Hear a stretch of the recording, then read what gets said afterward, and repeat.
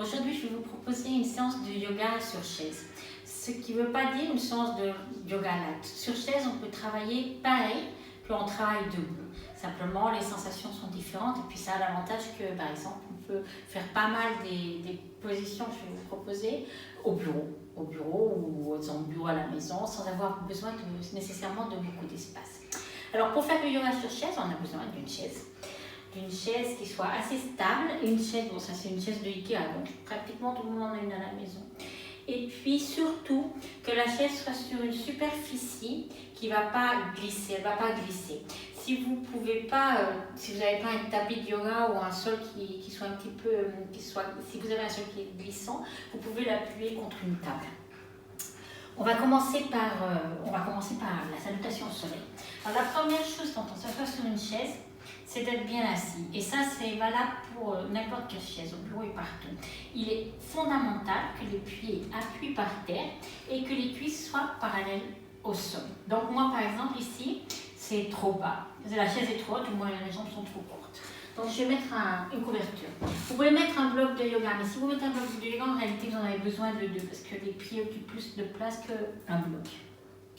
Donc moi, c'est parfait. Je me sens bien, les genoux sont en angle droit, je me sens bien assise.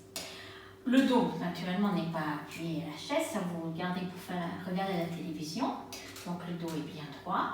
Les omoplates glissent dans le dos et on va faire notre salutation au soleil. Donc Tadasana, la position de la montagne, assise, les pieds sont enracinés sur le sol, les mains comme des flèches et nous avons un livre sous chaque bras pour ouvrir la poitrine et amener les épaules en arrière. Le regard est juste face à nous. Expirez, vous joignez les paumes des mains l'une contre l'autre et vous séparez vos coudes. Vous allez sentir une bonne activité dans les poignets et dans les épaules. Inspirez. Ici, vous allez choisir. Vous montez vos bras vers le plafond ou vous laissez vos mains à la taille si vous avez des problèmes de cervicale ou d'épaule. Je vais descendre comme ça. On expire en descendant. Et quand on arrive en contact avec nos cuisses, l'abdomen avec les cuisses, on descend les mains au sol. Peut-être certains, vous devrez attraper le bas des chevilles. Sinon, la main au sol. Et on utilise l'appui des mains pour pouvoir étirer un petit peu notre dos. Attention, si on veut regarder vers l'avant, le cou n'est pas long en arrière. On va choisir un cou long en arrière. Et les fesses vont aller vers l'arrière aussi. Maintenant, à l'inspiration, vous attrapez votre genou droit avec les deux mains et vous le montez le plus possible vers la poitrine en séparant les coudes sur les côtés et en maintenant l'ouverture de la poitrine et le glissement des omoplates vers les pieds. Vous expirez et à l'inspiration, vous montez le genou gauche. Ouvrez bien la poitrine. Expirez, descendez les mains sur le sol. Et à l'inspiration, on va attraper nos mollets pour étirer les bras et amener un petit peu les fesses en arrière. C'est comme si les lombaires voulaient rechercher cette petite courbe naturelle de la colonne vertébrale. Alors en même temps, on ouvre la poitrine. Puis vous expirez en redescendant les mains au sol, ouvrant. Et à l'inspiration, vous allez monter les bras ou avec les bras à la taille ou vous amenez vos bras en ligne avec la colonne vertébrale. Vous montez, vous descendez avec les bras sur les côtés et vous amenez vos mains sur le bas du dos pour ouvrir la poitrine avec l'aide des mains. Les mains vont nous aider à descendre un petit peu le coccyx vers la chaise et à ouvrir la poitrine. Inspirez, levez les bras vers le plafond. Expirez, vous vous allongez. Expiration. Inspiration. Et fin. Voici la salutation au soleil sur chaise. Ça peut être bien quand on a eu, c'est toujours intéressant, mais ça peut être spécialement intéressant pour les personnes qui ne peuvent pas la faire debout ou parce qu'on a eu un petit accident, etc. et on a besoin de récupérer peu à peu la forme. Première position que je vous propose de faire sur chaise. On va utiliser la chaise pour la faire. Donc on va se situer. Souvenez-vous, vous avez un table derrière qui soutient le dossier de la chaise pour qu'elle ne glisse pas. Vous ouvrez, les deux pieds sont en contact avec le sol et les pieds sont séparés à la largeur des hanches, c'est-à-dire un point entre les deux pieds. Vous allez ouvrir la poitrine, montez les bras vers le plafond si vous n'avez pas besoin de les maintenir à la taille. Et à l'expiration, vous fléchissez pour descendre les mains sur la chaise. Une fois que vous avez les mains sur la chaise, qui sont des mains bien ouvertes, plus ou moins la séparation de vos épaules, vous allez amener les fesses en arrière et ouvrir la poitrine. Si beaucoup, vous aurez besoin de continuer de fléchir un petit peu les genoux. C'est parfait. Fléchissez un peu les genoux. Si vous pouvez étirer, vous étirez. D'autres, on pourra essayer d'appuyer les avant-bras sur la chaise. Si là, on peut continuer à laisser de l'espace dans le cou, amener les épaules vers la ceinture du pantalon en accompagnement des omoplates. Même vous pouvez avancer légèrement les pieds pour appuyer vos coudes sur la chaise, mettre les mains jointes l'une contre l'autre et descendre au maximum possible le cou en ligne avec les épaules. C'est un petit effort pour les épaules, on va bien les étirer. Elles sont super contentes. Respirez. Et pour défaire, on va aller en sens inverse. On va appuyer les avant-bras, bien ouvrir la poitrine, continuer à sentir les ischio-jambiers qui s'étirent à l'arrière, même avec les genoux un peu fléchis. Et puis peu à peu, vous appuyez les mains, vous ouvrez. Maintenant, oui, vous fléchissez les genoux et vous amenez les mains à la taille pour vous lever. Maintenant, on va faire une Katasana. Donc, on va retourner la chaise. Si elle est appuyée contre la table, cherchez le pied de la table pour l'appuyer. Puis vous allez remettre de nouveau les pieds en parallèle. Et peu à peu, on va faire la chaise. Donc, on va peu à peu s'asseoir sur une chaise. Attention, alors s'asseoir sur une chaise, c'est pas amener les genoux en avant. S'asseoir sur une chaise, c'est s'asseoir sur une chaise. Donc, on amène les fesses en arrière. Et si on regarde, on doit voir les doigts de pied et on doit voir aussi une partie du coup de pied. Les mains vont simplement nous aider à bien étirer, à garder notre équilibre et à bien étirer. Respirez. Vous allez sentir un effort dans les jambes, c'est parfait. Maintenant, peu à peu, vous étirez les genoux. Vous allez continuer à appuyer les mains sur le dossier de la chaise. Enracinez fermement les pieds dans le sol.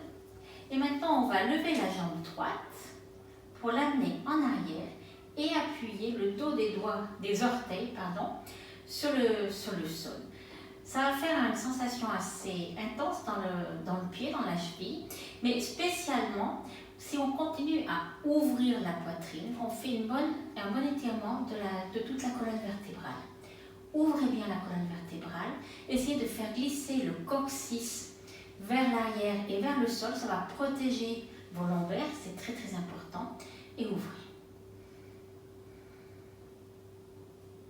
Maintenant, on va défaire. C'est le pied gauche qui va aller sur l'arrière. Les orteils du pied gauche appuient sur le tapis. Et peu à peu, ça me fait une crampe là aujourd'hui, on va étirer le bas du dos, ouvrir la poitrine, donner de l'espace au cou et visualiser votre colonne vertébrale.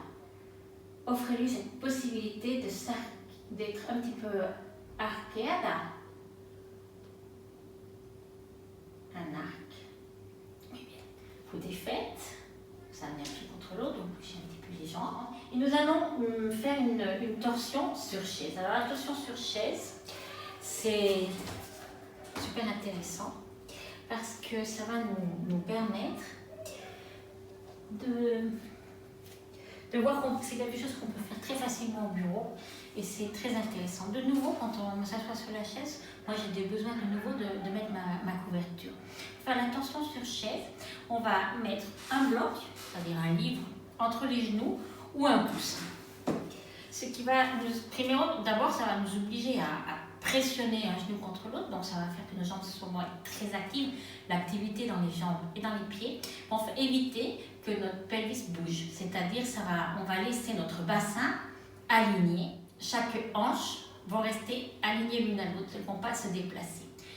Vous allez utiliser les mains pour allonger votre dos, Vous inspirez et à l'expiration, chaque main attrape une partie du dossier, un bord du dossier de la chaise et vous commencez la torsion. Attention, quand on fait des torsions avec un support, que ce soit un mur ou une chaise,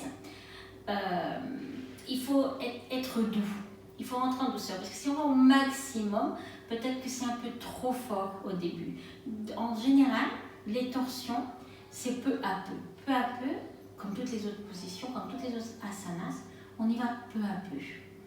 On s'écoute, on respire depuis la base de la colonne vertébrale jusqu'au cervical. Si vos cervicales vous gênent, vous regardez face à vous.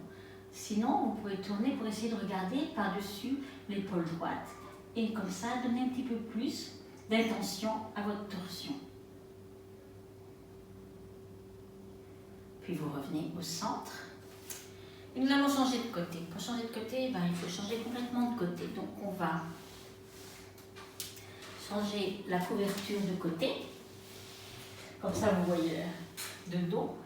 Remettre notre coussin ou notre livre ou notre bloc entre les genoux. Utiliser l'inspiration et les mains pour grandir. Et une fois qu'on a bien allongé la colonne vertébrale, qu'on a donné beaucoup d'espace entre chaque vertèbre, on tourne. Les épaules restent alignées l'une à côté de l'autre. Les deux pieds appuient pareil sur le sol ou sur la couverture, le support qu'on a choisi. Et observez vos respirations. Et utilisez la main droite actuellement pour aller vers la chaise et la main gauche pour vous éloigner de la chaise, mais peu à peu, en respectant vos sensations. À l'inspiration, vous grandissez et à l'expiration, vous tournez un petit peu plus. C'est comme si le nombril, vous les regardez complètement vers la gauche, vers la main gauche. Les torsions se font toujours depuis la base de la colonne vertébrale jusqu'en haut, pas à l'envers. Parce qu'il est beaucoup plus facile de tourner les cervicales que la base de la colonne vertébrale. Vous revenez à l'expiration.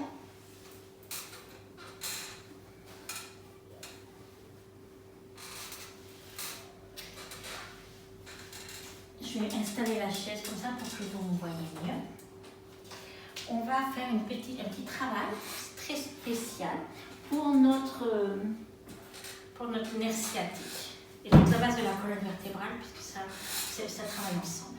Donc on va être bien assis, et on va, en maintenant le pied en flex, on va poser la cheville droite sur le genou gauche. Une fois qu'on a posé la cheville droite sur le genou gauche, on met nos mains en namasté et on va appuyer le coude droit sur le genou droit et si on peut le coude gauche sur la cheville ou le talon droit.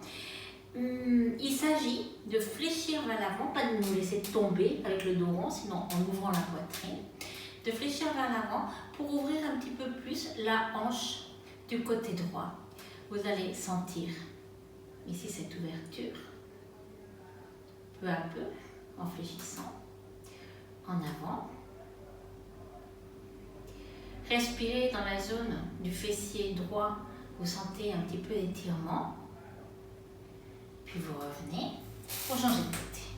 Maintenant, c'est la cheville gauche avec le pied en flex. C'est très important que le pied reste en flex parce que c'est ce qui va protéger l'articulation du genou. Une fois qu'on a installé notre cheville gauche sur le genou droit, on va mettre les mains en namasté et de nouveau on va flexionner vers l'avant pour appuyer le coude gauche avec son genou, le genou en haut, et le coude droit sur le pied gauche. Attention, laissez de l'espace pour votre cou, éloignez les oreilles des épaules, laissez glisser les omoplates dans le dos et peu à peu vous fléchissez vers l'avant. Il y a toujours un côté qui vous allez sentir plus que l'autre. Mais respirez, simplement amenez votre respiration pour laisser fuir l'énergie peu à peu. Puis vous défaites, vous bougez un peu les jambes. Alors là, je vais vous proposer une de mes positions préférées sur chaise, c'est le guerrier, Virabhadrasana 2. Pour ça, c'est très facile, on reste assis sur la chaise, on va se mettre sur le côté, On va mettre la jambe, la cuisse droite ici, appuyée, et le genou en angle droit, donc le pied vers le sol. Et le pied arrière va vers l'arrière et complètement appuyé sur le sol. C'est-à-dire qu'on ne peut pas appuyer le bord du pied et du gros orteil sur le sol, c'est tout jusqu'au petit orteil, jusqu'au coussinet du petit orteil qui est appuyé derrière. Vous allez sentir beaucoup d'activité dans la jambe arrière. Et le genou, imaginez que votre genou veut monter vers la cuisse. Maintenant, vous mettez les mains sur les hanches, puis vous ouvrez les bras en croix, en maintenant le plus possible l'équilibre sur le tronc. C'est-à-dire qu'on ne veut pas aller vers l'avant, on va tirer un petit peu de la main gauche vers l'arrière. Puis vous allez tourner la tête, si vos cervicales sont en bon état, vous allez tourner la tête pour regarder par-dessus le poignet droit. Un petit peu en levant un petit peu le menton. Vous êtes un beau guerrier. Les pieds d'avant est en axe et bien appuyés sur le sol. Les deux jambes sont actives, même s'il y a la chaise est là. Puis maintenant, on va aller au guerrier en extension pour appuyer la main arrière et lever le bras vers le plafond. Et à l'expiration, on revient, on descend les épaules, on met les mains sur aux hanches et on change de côté. Souvenez-vous, le pied arrière est bien appuyé à l'arrière.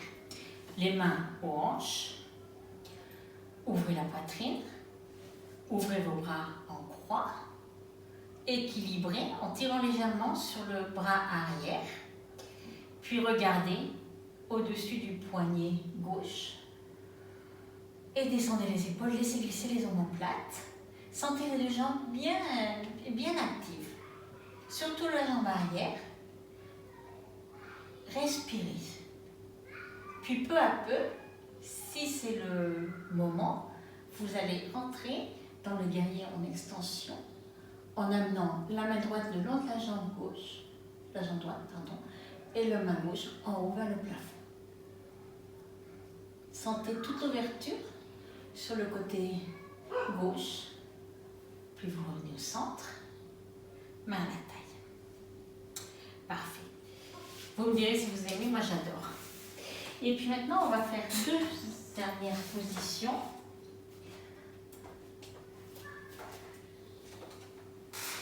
Des positions spécialement pour les épaules, pour travailler nos épaules. Alors de nouveau, moi, je n'oublie jamais parce que je le sens tout de suite que je ne suis pas à la bonne hauteur. Je remets ma couverture. Je vais passer la jambe droite sur la jambe gauche en alignant au maximum possible les deux genoux. Maintenant, on va aller d'abord au bras de l'aigle. Alors, Garudasana, on va ouvrir nos bras en croix et on va amener la main gauche par-dessus le bras droit pour attraper nos omoplates. Une fois qu'on a attrapé nos omoplates, on va séparer les mains pour les amener face à nous et essayer de poser une paume des mains contre l'autre. Peut-être qu'on sera simplement appuyer le dos de la main l'un contre l'autre, si vous pouvez, les paumes des mains.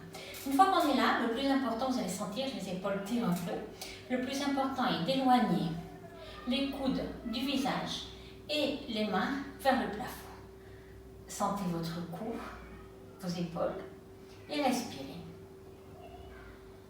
Puis on va défaire et on va faire une position qui est la position de la tête de vache, des bras de tête de vache, qui sont la Gomukhasana. Alors maintenant, ce qu'on va faire, c'est amener la paume de la main, avec les bras en croix, la paume de la main droite va regarder vers l'arrière. Très important pour que l'épaule soit bien préparée pour ce qu'on va lui demander. Ensuite, on va plier le coude du bras droit pour amener ce bras dans notre dos. Et avec la main gauche, on va s'aider. On va aider à monter un petit peu la main le plus possible vers notre cou. Puis le bras d'en haut va vers le plafond et les doigts de la main, les doigts des mains se joignent dans le dos. Alors, si vous n'y arrivez pas, au début c'est peut-être un petit peu plus compliqué, vous pouvez attraper simplement avec les mains votre chemisette. Et puis surtout, le plus important c'est que le cou se maintienne bien droit, en ligne avec le reste de la colonne vertébrale et que le coude d'en haut aille vers le haut et vers l'arrière, pas vers le devant, et le coude d'en bas aille vers le bas et vers l'arrière. Ouvrez la poitrine. Maintenant, on va les faire. Des fois, on a l'impression que c'est un peu difficile de faire ce nœud. Vous pouvez mettre les mains, décroiser les jambes, poser vos mains sur vos épaules et faire des petits cercles dans un sens et dans l'autre. Il nous reste l'autre côté. On va passer la jambe gauche sur la jambe droite, les genoux alignés. On ouvre les bras en croix et c'est la main droite qui va passer par-dessus le bras gauche pour attraper les omoplates.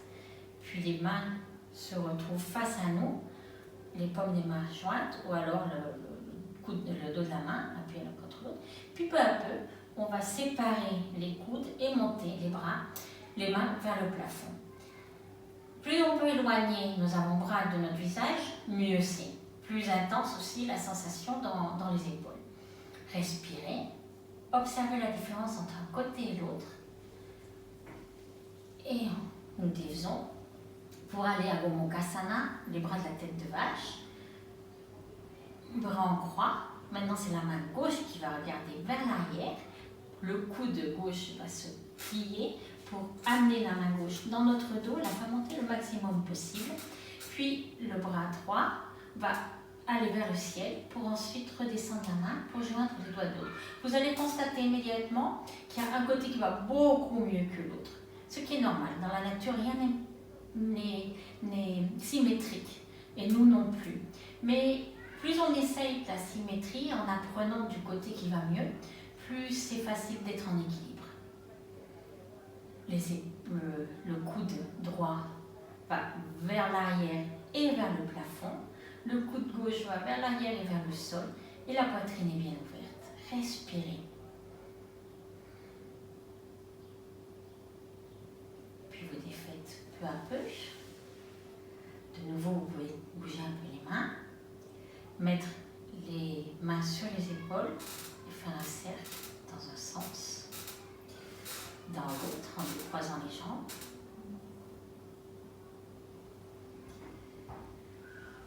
Puis vous appuyez les mains sur les genoux ou l'une sur l'autre comme vous le souhaitez, comme vous préférez. En détendant les épaules, fermez les yeux. Observez, vous avez des sensations importantes dans les hanches, dans les jambes, même si on a travaillé sur chaise, dans les bras, dans les épaules. Respirez. Observez ces picotements, ces sensations de chaleur et peu à peu avec la respiration, laissez-les passer. Abandonnez peu à peu l'activité et concentrez-vous sur votre respiration en permettant que tout revienne doucement au calme. Namasté. Merci beaucoup.